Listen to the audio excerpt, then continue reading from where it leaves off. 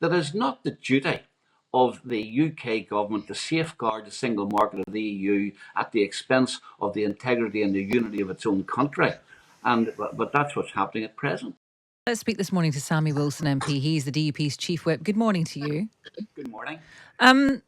What do you think of the Stormont break? Well, I think that it's been partly described by your commentator there. The Stormont break is not really a break at all. It's a delaying mechanism.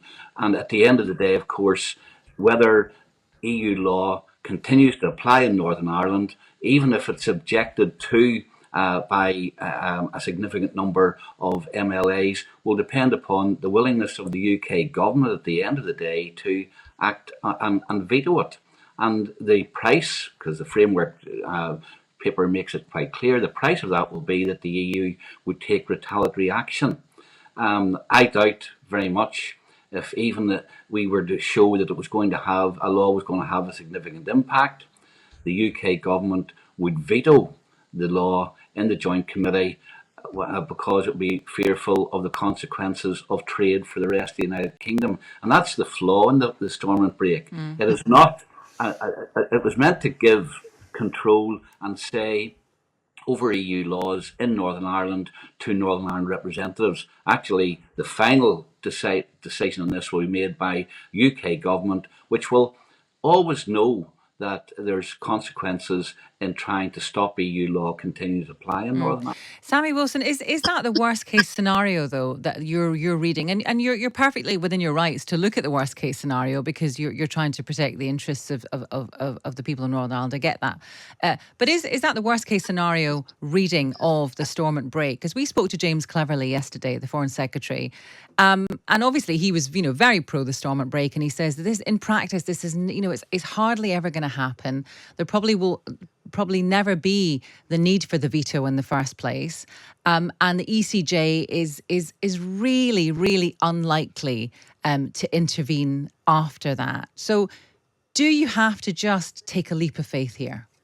Well, I mean, first of all, the break is there because we know the damage which EU law being applied in Northern Ireland has already done to the Northern Ireland economy. And indeed, the Prime Minister spent 18 minutes of his speech in the House of Commons outlining the damage that there had been as a result of EU law applying in Northern Ireland. So let's not underestimate the fact that when the EU introduces new laws in the future, it will have an impact in Northern Ireland. And the point of the break was meant to be to give a means for Unionists to oppose that.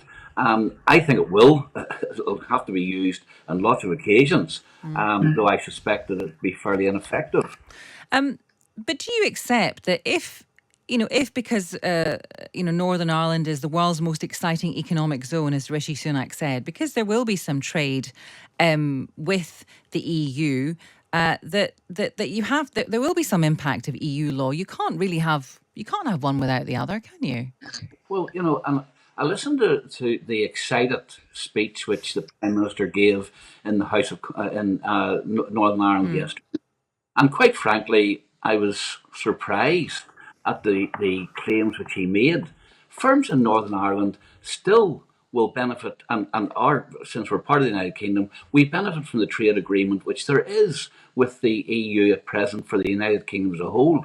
So this idea that somehow or other we get access to the EU market, but if we are not in the arrangement which the government has set up at present, we wouldn't get access. It's just nonsense. Firms in Britain can sell into the EU market, and since we are covered by the same trade deal, we will have the same access. So I don't know where he gets this idea that only Northern Ireland will be able to trade with the EU. The whole United Kingdom is trading with the EU as a result of the trade agreement. Let's talk about the decision that has to be made. Do you know how long it's going to take for the DUP to decide whether they're going to go with this or not? No, well, the first thing is that we're actually considering the deal rather than simply, as most other people have done, accepting the deal without looking at the detail. It's too important because it's not just the impact on our economy, it's the impact of our membership of the UK, which will be a result of whether we accept this deal or whether we don't. So That's is that going to take weeks, or how long do you think it's going to take? as long as it takes us to, first of all, look at the substance of the deal rather than the spin which the government has given. We'll be going back to the government. We've already identified a whole range of things that the government has claimed will happen, which we now know won't happen because we've looked at the EU's explanation of it, we've looked at the government's explanation of it, we've seen the difference. And as long as it takes us to get, first of all, the analysis, and secondly, the answers from the government before we make that decision, that's the time we'll take. But the one thing I'll say to you is that we will not knee-jerk, have a knee-jerk reaction to this deal. It means too much to us, and we've got to give it full consideration. And at the end of the day, we will then come to a conclusion. Is this a deal which safeguards the union, that safeguards our economy? If it's not, then we'll reject it. If we come to the conclusion on balance it does, then we'll accept it. But I mean, the deal is so important, you're right, so is power sharing. Power sharing is important, and the institutions of the Good Friday Agreement are important. But understand this, that if we go back into the Assembly and the deal is a damaging deal and the deal does not give us the safeguards which keep us within the United Kingdom, then we would be required to implement by law, would be required to implement that deal. And I've got to say, as a unionist, I would never recommend collaborating with an arrangement which in the long term would take us out of the United Kingdom. And as the Prime Minister said, there will be challenges in the future. There will be regulatory divergence. There will be differences in laws between Northern Ireland and the rest of the country we belong to. That will have consequences legally, constitutionally, and economically. And we won't, if we come to the conclusion that this deal does not deal with those issues, then we can't sit in Stormont and collaborate with our own destruction.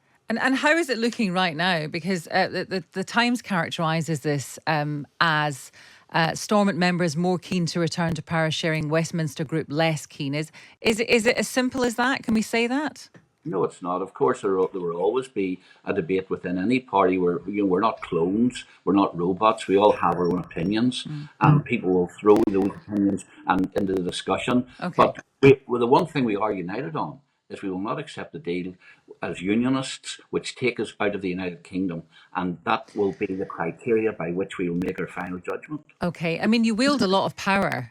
Your party does. The DUP received 184,000 votes, I think I'm right in saying, at the last Assembly election, just 21% of the vote in Northern Ireland.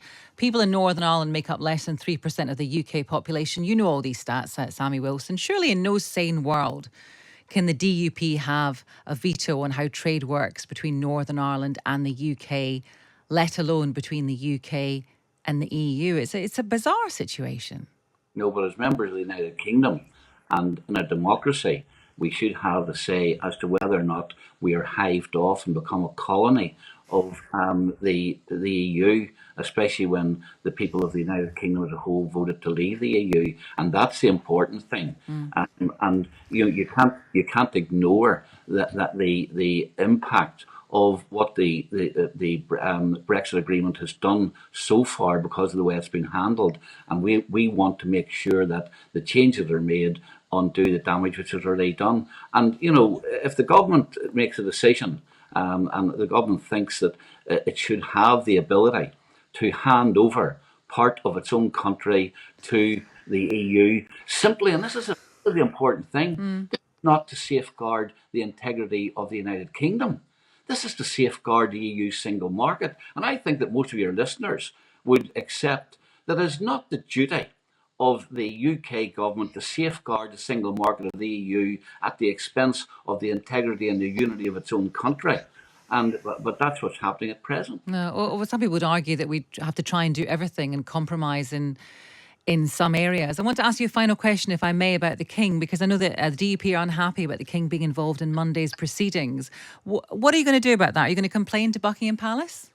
Well, I think that first of all, it's maybe an indication that the government knew that this deal was not a great deal and was trying to persuade unions to accept it on the basis that we have great respect for the monarchy. In fact, probably in Northern Ireland we have greater respect per head of the population of the monarchy than any other part of the United Kingdom, and to use the monarch in the way in which he has been used, I think, is a very, very dangerous thing. Because don't forget, this was not just about a dispute between politicians in Northern Ireland and the Conservative Party. This was a dispute within the Conservative Party itself, and the monarch has now been involved in the internal disputes of one particular political party. We will decide how we convey our concern about that.